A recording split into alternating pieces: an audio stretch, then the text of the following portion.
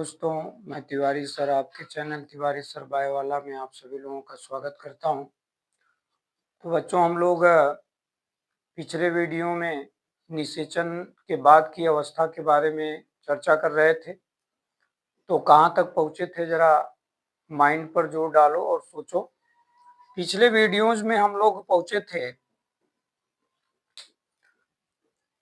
कि हमारा जो युग्मनज है बच्चों, वह 1 से 2, 2 से 4, 4 से 8 और 8 से 16 कोष की अवस्था में पहुंच गया था। किस घटना द्वारा पहुंचा था बच्चों? विदलन द्वारा। विदलन हो रहा था इनका। तो अब आप लोगों को याद होगा कि 8 से 16 सेल्ड अवस्था को बच्चों हम लोगों ने एक ठो नाम दिया था, और इस अवस्था का नाम क्या था, जरा याद करिए। 8 से 16 कोष की अवस्था का नाम हमने क्या रखा था बच्चों? इस अवस्था को बोलते हैं तूतक अवस्था। क्या बोलते हैं बच्चों? तूतक अवस्था, मारुला। इसको मारुला अवस्था के नाम से बच्चों जानते हैं, ये आपको मैं बता चुका हूं। अब इसके बाद की अवस्था के बारे में आज हम लोग चर्चा करेंगे। तो 16 कोष की अवस्था के बाद बच्चों जानते हो, 16 का 2 गुना यानी 32 कोष की अवस्था बनेगी।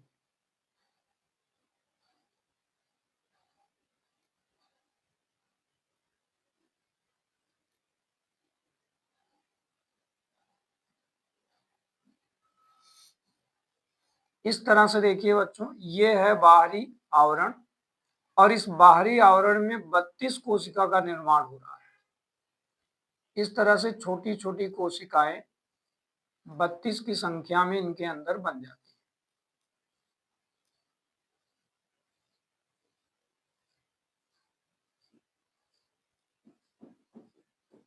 इस प्रकार से बच्चों 32 की संख्या में इनके अंदर कोशिकाओं का निर्माण हो जाता है।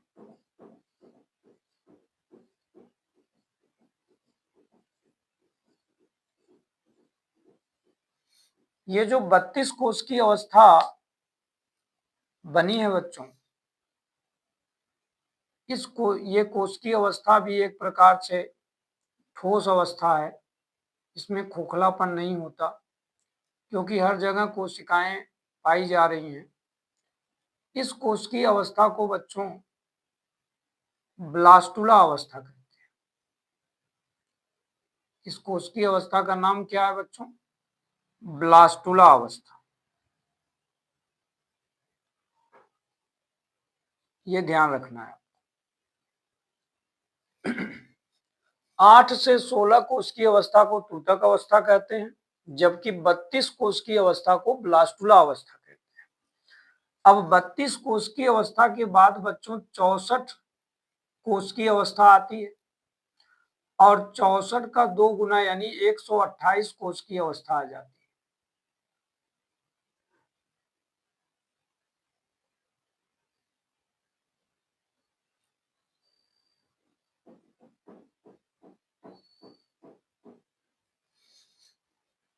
एक 128 कोष की अवस्था का चित्र अगर हम लोग देखें तो कुछ ऐसा बन रहा है।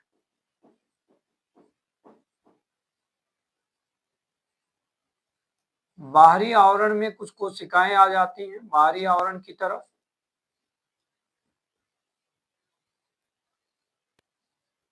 और कुछ कोशिकाएं एक जगह पर एकत्रित हो जाती हैं। कुछ कोशिकाएं बच्चों एक जगह पर एकत्रित हो जाती हैं।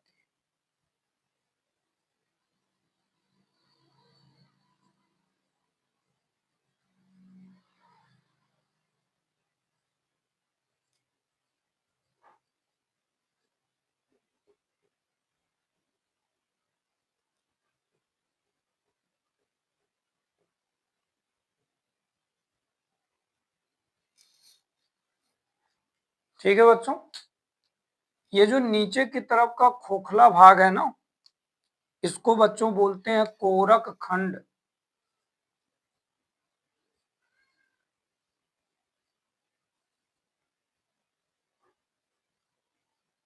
ये कोरक खंड कहलाता है बच्चों। ठीक है, इसको क्या बोलते हैं? कोरक खंड।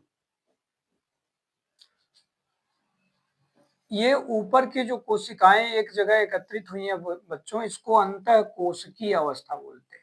ये अंतःकोशिकीय, अंदर की कोशिकाएं हैं तो इसको अंतःकोशिकीय बोलते हैं।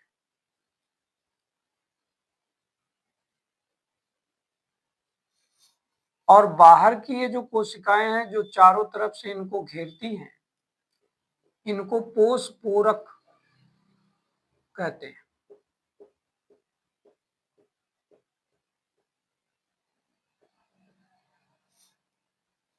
इनका नाम है बच्चों पोषपूरक।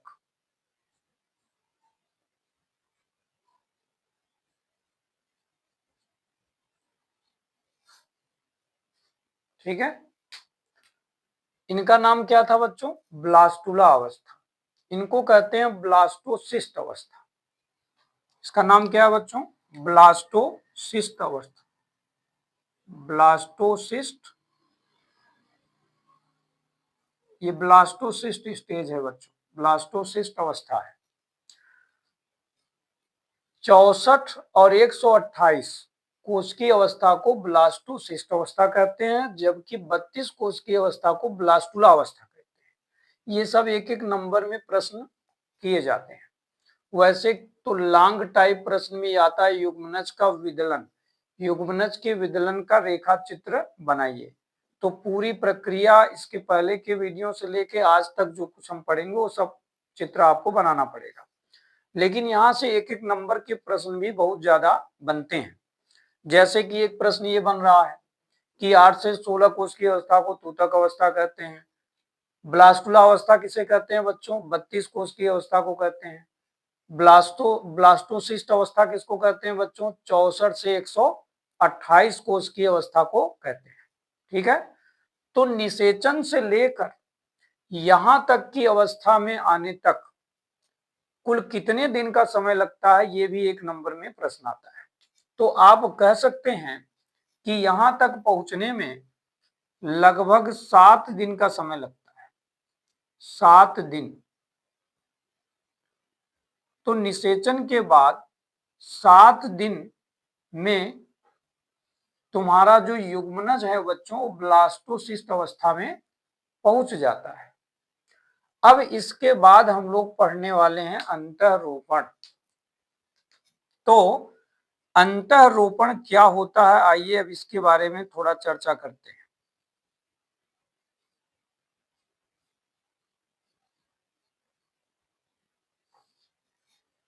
देखिए बच्चों, ये जो ब्लास्टोसिस्ट अवस्था बना है ना, ब्लास्टोसिस्ट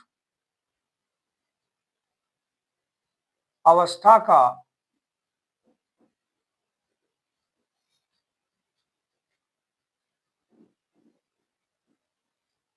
गर्भाशय के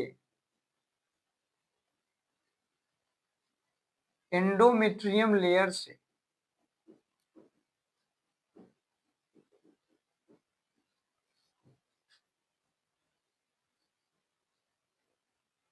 जुड़ना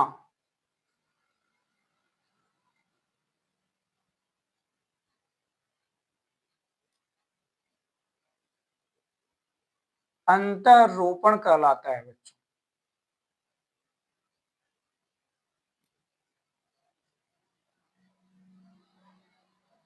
कुछ इस तरह से अंतःरोपण की परिभाषा लिख सकते हैं। ठीक है, ब्लास्टोसिस्ट अवस्था जब गर्भाशय के एंडोमेट्रियम लेयर से जाके जुड़ती है बच्चों, तो इसी घटना का नाम क्या है? अंतःरोपण। अब तुमसे यहां प्रश्न पूछा जाता है कि अंतःरोपण की क्रिया कितने दिन बाद होती है, तो आपको उत्तर में क्या लिखना है? जरा सोचिए क्या उत्तर में लिखेंगे। आप लिखेंगे अंतःरोपण की क्रिया अंतःरोपण की क्रिया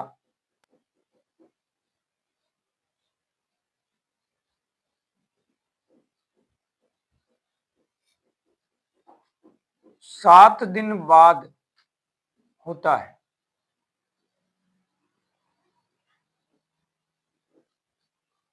ये एक नंबर का प्रश्न है जो आपके सामने दिखाई पड़ सकता है कि अंतःरोपण की क्रिया कितने दिन बाद होती है। तो आपको उत्तर में लिखना है बच्चों 7 दिन बाद होती है।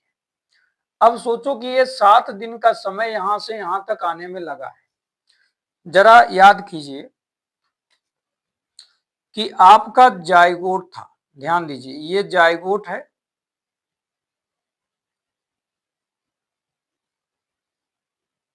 जाइगोट ने पहला समसूत्री विभाजन किया, 2 कोशिका बनाया, 2 से बना बच्चों 4 विदलन द्वारा, फिर 4 से बना बच्चों 8, 8 से बना 16, 16 से बना 32 और 32 से बना 64 और 64 से बना 128। यहां तक पहुंचे आप? सोचिए कि जाइगोट से 2 कोशिका के बनने में 24 घंटे का समय लग रहा है, प्रत्येक विभाजन में 24 घंटे का समय लग रहा है। तो यानी ये पहला दिन था, ये दूसरा दिन था, ये तीसरा दिन था, ये चौथा दिन था, ये 5वां दिन था, ये 6ठा दिन था और ये 7वां दिन था। इसीलिए बच्चों यहां पर लिखा जाता है कि ये पूरी प्रक्रिया 7 दिन में कंप्लीट होती है। तो जैसा कि हम यहाँ देख रहे हैं 7 दिन में कंप्लीट होता हुआ दिखाई पड़ रहा है। तुमसे ये भी प्रश्न पूछा जा सकता है बच्चों कि 1 से 2 कोशिका के बनने में कितना समय लगता है। तो याद रखो 1 से 2 कोशिका के बनने में लगभग 24 घंटे का समय लगता है। 1 से 2 कोशिका के बनने में हम कह सकते हैं 1 से 2 कोशिका के बनने में 1 दिन अर्थात 24 घंटे का समय लगता है। 1 दिन अथवा 24 घंटे का समय लगता है।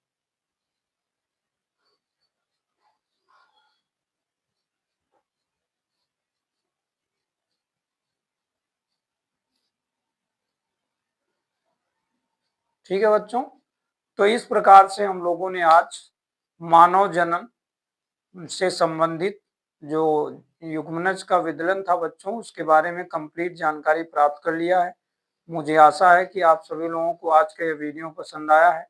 यदि पसंद आया है तो आप सभी लोग वीडियो को लाइक कीजिए और साथ ही साथ अपने मित्रों को शेयर भी कीजिए और इसी प्रकार अपने चैनल के साथ जुड़े रहिए। धन्यवाद।